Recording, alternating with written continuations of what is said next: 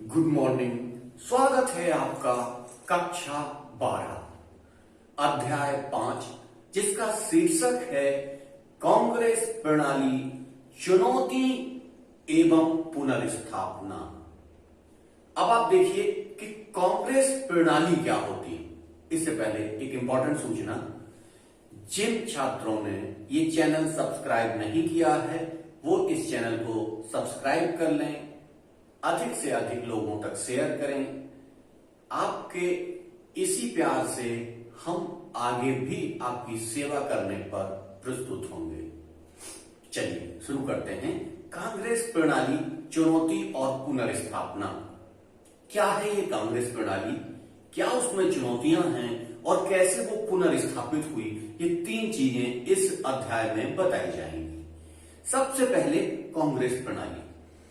जैसे ही देश स्वतंत्र हुआ उससे पूर्व ही कांग्रेस स्थापित हो चुकी थी और स्वतंत्रता के पश्चात वो सारी जगह अपनी जड़ें जमा चुकी थी। 1952 के इलेक्शन से लेकर लगातार कांग्रेस का ही वर्चस्व स्थापित था। कोई भी व्यक्ति कांग्रेस के प्रति कुछ सुनने को ही तैयार नहीं होता था, यानी कि विरोधी दल को अपना प्रत्याशी खड़ा करने के लिए लोग नहीं मिलते थे। ऐसी स्थिति को कहते हैं कांग्रेस प्रणाली। 1952 से लेकर 1967 तक चलने वाली इस प्रणाली को कांग्रेस प्रणाली कहा गया। लेकिन 1967 में इसमें कुछ बदलाव आए। उससे पहले थोड़ा सा देख लीजिए कि राजनीतिक उत्तराधिकार की चुनौती भी कांग्रेस के समक्ष प्रस्तुत हुई। कैसे प्रस्तुत हुई? मई 1964 में नेहरू जी की मृत्यु के पश्चात अब लगा जैसे राजनीतिक शून्य उत्पन्न हो गया है। बगैर नेहरू जी के ना तो भारत का लोकतंत्र चल सकता है, ना कांग्रेस पार्टी चल सकती है। कई आलोचक तो यहां तक कहने लगे कि राजनीतिक अस्थिरता आ जाएगी, लोकतंत्र समाप्त हो जाएगा भारत में। ऐसी स्थितियां भी बनने लगी थी। लेकिन उसी समय कांग्रेस अध्यक्ष के कामराज और सीनियर कांग्रेसियों ने लाल बहादुर शास्त्री का चुनाव सर्वसम्मति से हुआ और इस चुनाव के पश्चात जो आलोचक थे वो एकदम ठगे से रह गए। उनको ये समझ में ही नहीं आया कि कांग्रेस का आंतरिक मामला इतनी आसानी से कैसे सुलझ गया। सारे लोगों ने इस सादगी पसंद व्यक्ति को कैसे सर्वसम्मति से चुन लिया। शास्त्री जी रेल मंत्री के तौर पर विख्यात हो चुके थे। एक रेल दुर्घटना के दौरान उन्होंने अपना इस्तीफा तक दे दिया था। ईमानदार व्यक्तित्व के शालीन व्यक्ति थे वो। ऐसे शालीन व्यक्ति के हाथों में देश का आना कहीं ना कहीं आलोचकों को खटक रहा था कि कहीं ये ऐसे कार्य ना कर बैठे जिससे देश को हानि उठानी पड़े, या विदेश नीति वैसे ही चल पाएगी जैसे नेहरू जी के युग में चल रही थी। क्योंकि विदेश नीति बहुत इंपॉर्टेंट तथ्य है। यदि विदेश नीति अच्छे से नहीं चली तो देश अभी नया नया स्वतंत्र हुआ था, उसकी पराधीनता की स्थितियां उत्पन्न हो सकती थी। ऐसी स्थितियों में लोग सशंकित थे। लोग ये देख रहे थे कि कैसे शास्त्री जी इस देश को चलाएंगे। और देखिए, जब शास्त्री जी आए 1964 में, तो 1964 में ऐसी विषम परिस्थितियां थी कि 1962 में जो युद्ध हुआ था, युद्ध के पश्चात की परिस्थितियां शास्त्री जी के समक्ष मौजूद थी। और अकाल, सूखा, ये सारी चीजें देश को भयावह संकट में घेरे हुए थी। अकाल पड़ जाने के कारण, सूखा पड़ जाने के कारण खाद्यान्न उतना पैदा नहीं हुआ था जितना भारत को खाने के लिए चाहिए था। तो भारत में अनेक जगह भूखमरी पैदा हो गई थी, अनेक जगह लोग भूखों मर रहे थे। ऐसी स्थिति में शास्त्री जी को भारत का संचालन करना था और भारत के संचालन के लिए यहीं पर शास्त्री जी ने अपना नारा जय जवान जय किसान दिया, यानी कि सीमा पर जवान और खेत पर किसान। किसान को भी उन्होंने साधने की कोशिश की और जवान को भी साधने की कोशिश की। इन सारी स्थितियों में वो सारे काम करते चले जा रहे थे, लेकिन 1964 से लेके 1966 तक ही उनका कार्यकाल रहा। 1964 से 66 के बीच वो तेजी से बहुत सारे कार्य कर रहे थे और 1965 में उसी समय भारत पाकिस्तान का युद्ध हो जाता है। पाकिस्तान अचानक से लगता है कि शास्त्री जी इसको नहीं संभाल पाएंगे और पाकिस्तान भारत पर युद्ध कर देता है, आक्रमण कर देता है। इस आक्रमण और युद्ध की विभीषिका में शास्त्री जी को देखना था, तो शास्त्री जी ने सारी अपनी सेनाओं का ऐसा संचालन किया कि पाकिस्तान बुरी तरीके से इसमें पिटा। 65 के युद्ध में भारत की विजय हुई और भारत विजय के पश्चात 1966 में ताशकंद, जो कि पूर्व में सोवियत संघ का राज्य था, अब चूंकि सोवियत संघ बिखर गया है, तो ताशकंद में अयूब खान के साथ एक समझौता हुआ। अयूब खान पाकिस्तान के राष्ट्रपति थे। अयूब खान के साथ एक समझौता हुआ जिसको कहते हैं ताशकंद समझौता। ताशकंद समझौता के पश्चात लेकिन अचानक किन्हीं परिस्थितियों में, क्या कारण रहे, क्या स्थितियां थी, वो बहुत पुरानी चीज है, इसलिए उस पर टिप्पणी करना उचित नहीं है। लेकिन किन्हीं विषम परिस्थितियों में शास्त्री जी का देहांत वहीं ताशकंद में हो जाता है। ताशकंद में देहांत हो जाने के पश्चात शास्त्री जी जब समाप्त हो गए तो अब पुनः कांग्रेस के अंदर एक संकट पैदा हो गया कि किस तरीके से अब एक नवीन नेता को चुना जाए। इस नवीन नेता के चुनाव में दो स्थितियां थी। एक तो नेहरू जी की पुत्री श्रीमती इंदिरा गांधी, जो कि नेहरू जी के मंत्रिमंडल में और शास्त्री जी के मंत्रिमंडल में थोड़ा बहुत काम कर चुकी थी, लेकिन उनके विरोध में मोरारजी देसाई, मुंबई प्रांत के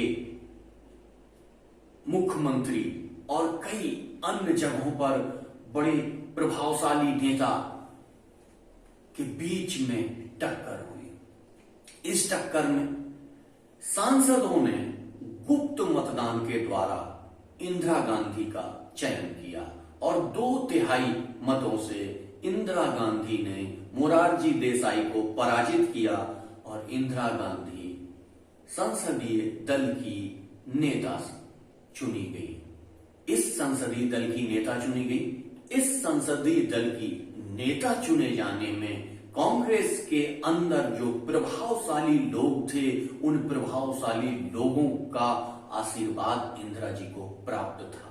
ये प्रभावशाली लोग कैसे थे, क्या स्थितियां थी, इनकी चर्चा मैं बाद में करूंगा। पहले ये देख लेते हैं कि जैसे ही इंदिरा जी सत्ता में आई, इंदिरा जी 1966 से 1977 तक सत्ता में रही और इसके बाद 1980 से 1984 के बीच में इंदिरा जी सत्ता में रही। इन कार्यकालों के दौरान उन्होंने सबसे पहले जो उनकी जो समस्याएं थी, उन समस्याओं को में मेन समस्या गरीबी को माना और उन्होंने नारा दिया, गरीबी हटाओ। याद रखना, ये नारे आपके 1 नंबर के क्वेश्चन में जरूर पूछे जाते हैं कि गरीबी हटाओ का नारा किसने दिया। तो इंदिरा गांधी ने गरीबी हटाओ का नारा दिया। ये आपको एकदम याद रखना है। अब आपको देखना है कि इंदिरा जी के सामने कौन कौन सी समस्या आई। इन समस्याओं में सबसे पहली समस्या है मानसून की असफलता। मानसून जो था वो पूरी तरीके से असफल हो गया, व्यापक सूखा फैल गया, खेती की पैदावार में बुरी तरीके से गिरावट आई, गंभीर खाद्यान्न संकट पैदा हो गया और विदेशी मुद्रा भंडार में कमी आ गई। इतनी सारी चीजें एक साथ इंदिरा जी के सामने आई। इसी दौरान मजबूरन इंदिरा जी को खाद्यान्न लेने के लिए भारत की मुद्रा में अवमूल्यन करना पड़ा। डॉलर जो उस समय 5 रुपए का हुआ करता था, उसकी जगह डॉलर अब 7 रुपए का हो गया। यानी कि भारतीय मुद्रा में अवमूल्यन हुआ और उस अवमूल्यन के साथ ही ये कहा गया कि भारत कहीं ना कहीं कमजोर हो रहा है। और इन कमजोर स्थितियों में विरोधियों ने भी पूरी तरीके से परेशान करके रखा। विरोधियों ने रोज बंद बुलाए, रोज विरोध बुलाए, रोज हड़तालें की, कर्मचारियों की हड़ताल हो रही थी। यानी कि सरकार पूरी तरीके से परेशान थी। इसी समय चौथा आम चुनाव आता है जो 1967 में हुआ। 1966 में प्रधानमंत्री बनने के पश्चात ये सारी समस्याओं के साथ इंदिरा जी ने 1967 में चुनाव लड़ा। और ये चुनाव कहीं ना कहीं ये सिद्ध करता है कि कांग्रेस का प्रभाव या कांग्रेस के दबदबे में कमी आई। कांग्रेस का जो दबदबा था, कांग्रेस सारी जगह जीतती थी। 1967 के चुनाव में कांग्रेस का ये दबदबा राज्यों में कम हुआ। केंद्र में भी बहुमत तो कांग्रेस को प्राप्त हुआ, लेकिन वोट प्रतिशत में काफी गिरावट आई। और यही वो दौर था जो जिसे हम गैर कांग्रेसवाद का दौर कहते हैं। इस दौर में गैर कांग्रेसवाद, सारे लोग कह रहे थे कांग्रेस हटाओ, कांग्रेस हटाओ, कांग्रेस हटाओ, देश बचाओ, इंदिरा हटाओ, देश बचाओ के नारे गूंजने लगे। और इस गैर कांग्रेसवाद के युग में दक्षिणपंथी और वामपंथी, जो दोनों एक दूसरे के विरोधी हैं, दक्षिणपंथी अलग विचारधारा है, वामपंथी एकदम अलग विचारधारा है। दक्षिणपंथी अमीर लोगों की विचारधारा है, वामपंथी गरीब लोगों की विचारधारा है। लेकिन इन सारे लोगों ने इन विचारधाराओं को छोड़कर एक साथ आने का फैसला किया और गैर कांग्रेसवाद का एक नारा दिया। कहा कांग्रेस को अब हटाना है, चाहे जो कुछ हो जाए, कांग्रेस अब हटाई जाएगी। इसी समय लोकसभा 1967 में बहुमत तो कांग्रेस को मिला, लेकिन वोट प्रतिशत काफी कम हो गया था, काफी। और कांग्रेस के बहुत बड़े बड़े नेता अपने अपने चुनाव क्षेत्रों में हार गए। उनमें से प्रमुख थे तमिलनाडु से कामराज जी हार गए, महाराष्ट्र से एस.के. पाटिल हार गए, पश्चिम बंगाल से अतुल घोष हार गए, बिहार से के.डी. सहाय हार गए। देखिए कांग्रेस के ये बहुत बड़े बड़े दिग्गज, और भी बहुत सारे दिग्गज हारे थे, लेकिन यहां मैं आपको पूरी लिस्ट नहीं समझाऊंगा। यहां केवल आपको एक विचारधारा समझाने के लिए कि कांग्रेस के बहुत बड़े बड़े दिग्गजों को हार का सामना करना पड़ा। और यहीं पर आप देखिए कि जब विधानसभा, लोकसभा और विधानसभा दोनों चुनाव एक साथ हुए थे, विधानसभा चुनाव का परिणाम आप इस मैप में देख सकते हैं। विधानसभा चुनाव में किस तरीके से स्थितियां बदली और किस तरीके से गैर कांग्रेसवाद का युग रहा, जो आपको इन परिस्थितियों में, इन नक्शों के माध्यम से आपको देखने को मिलेगा। यहां चूंकि आपको अगर सारी चीजें बताएंगे तो वो सारी चीजें आप बहुत लेंदी होता चला जाएगा, तो ये छोटी छोटी चीजें आप अपना देख सकते हैं। राज्यों के चुनाव में हम देख लेते हैं कि संयुक्त विधायक दल की सरकार का सूत्रपात हुआ राज्यों में। कैसे सूत्रपात हुआ? जैसे किसी भी दल को बहुमत प्राप्त नहीं हुआ। अब बहुमत प्राप्त नहीं हुआ तो सारे दलों ने मिलकर एक सरकार बनाई, जिसे कहा गया संयुक्त विधायक दल। यानी कि सभी पार्टियों के विधायकों ने मिलकर एक सरकार बनाई, जिसको नाम दिया गया संयुक्त विधायक दल की सरकार। यानी कि किसी एक पार्टी की सरकार नहीं थी, दक्षिणपंथी भी थे, वामपंथी भी थे, सब मिलकर एक सरकार के रूप में आए और इसको कहा गया संयुक्त विधायक दल की सरकार। पंजाब में इसे पॉपुलर यूनाइटेड फ्रंट नाम दिया गया। पंजाब में स्पेशल इसको नाम दिया गया, इसको कहा गया पॉपुलर यूनाइटेड फ्रंट। अब हम देख लेते हैं कि जब ये स्थितियां बन गई थी कि कोई भी दल बहुमत नहीं प्राप्त कर पाया था और बहुमत ना प्राप्त कर पाने के पश्चात सरकार बनाने के लिए जोड़ तोड़ प्रारंभ हो गया था और इस जोड़ तोड़ में एक नवीन चीज सामने आई, व्यापक दल बदल इस समय सामने आया। इस समय जो दल बदल है, वर्तमान में जो दल बदल कानून है वो उस समय नहीं था। ये बाद में 52वें संविधान संशोधन विधेयक के माध्यम से इसको पूरा किया गया, लेकिन उस समय दल बदल विरोधी कानून नहीं था, इसलिए इस समय व्यापक स्तर पर दल बदल हुआ। कांग्रेस के बहुत सारे लोग कांग्रेस छोड़ गए, विरोधी दल के बहुत सारे लोग अपना दल छोड़ के कांग्रेस में आ गए और इस दौड़ भाग की स्थिति को ये कहा गया कि इस समय जो स्थिति है वो आया राम गया राम की स्थिति है, यानी कि आए भी लोग और गए भी लोग तेजी से, जिनके अंदर संतुलन नहीं था, जिनके अंदर स्थायित्व नहीं था, जो केवल पद के लिए राजनीति कर रहे थे, जो केवल पैसे के लिए राजनीति कर रहे थे, वो पद और पैसे के लालच में अपने दलों में परिवर्तन कर रहे थे और इस स्थिति को आलोचकों के द्वारा कहा गया कि ये दौर आया राम गया राम का दौर था।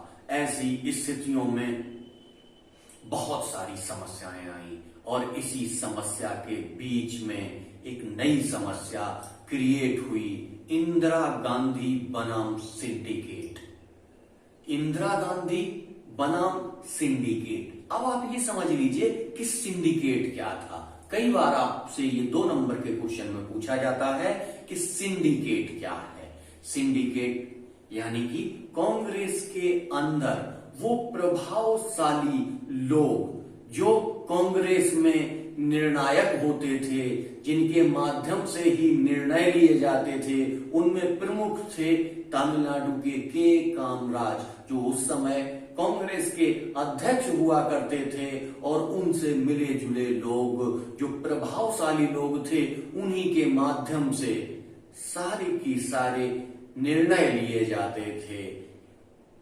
पहले तो इस सिंडिकेट ने कांग्रेस में इंदिरा जी को लाने का पूरा प्रयास किया और सिंडिकेट को कहीं ना कहीं ये महसूस हो रहा था कि इंदिरा गांधी नई हैं, अनभिज्ञ हैं, जानकारी नहीं है, तो कहीं ना कहीं इंदिरा जी हमारे अनुसार चलेंगी, यानी कि एक कठपुतली सरकार होगी। सरकार में मुखौटा तो इंदिरा गांधी का होगा, लेकिन उसको चलाएगी सिंडिकेट।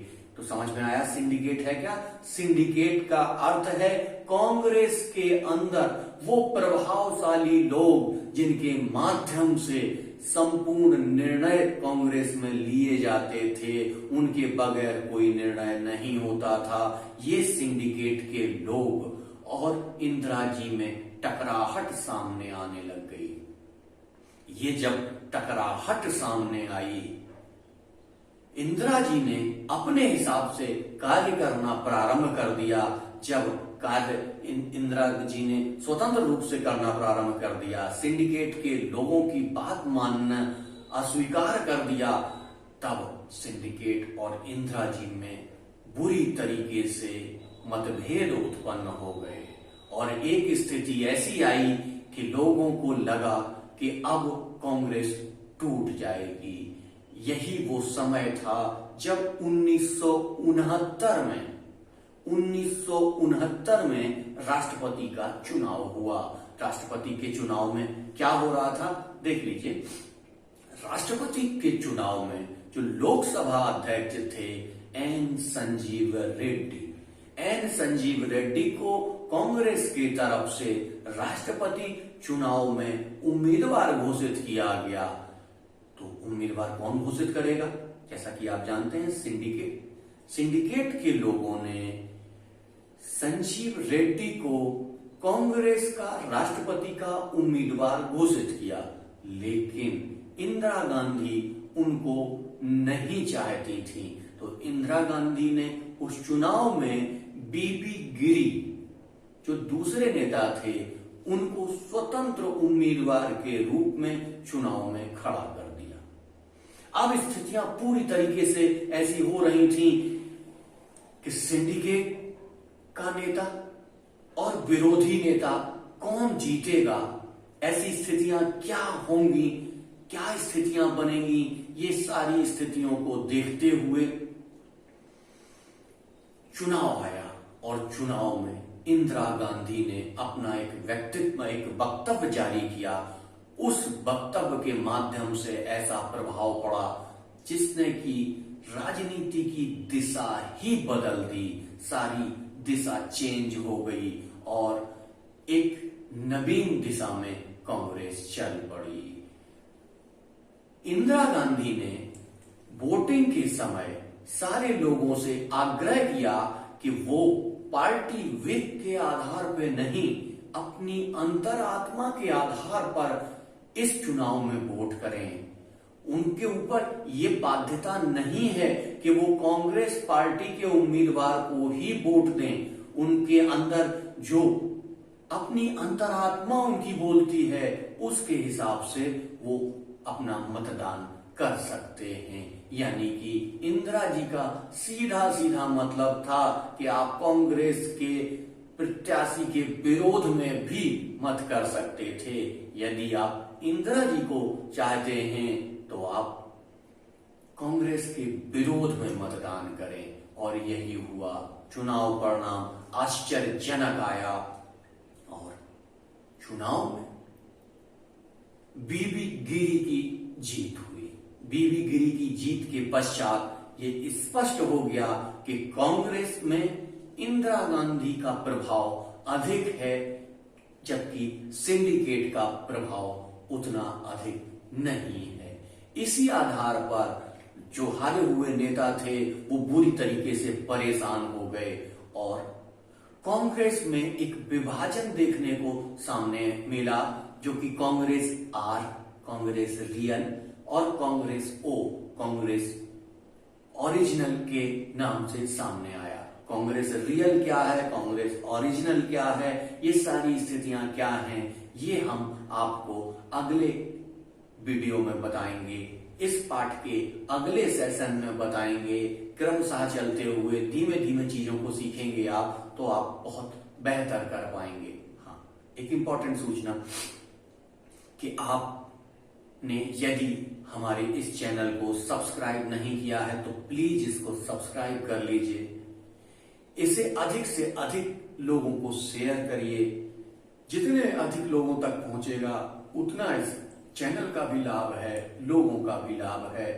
और अगर आपको ये पसंद आ रहा है तो वीडियो को कमेंट करिए, वीडियो को लाइक करिए। धन्यवाद।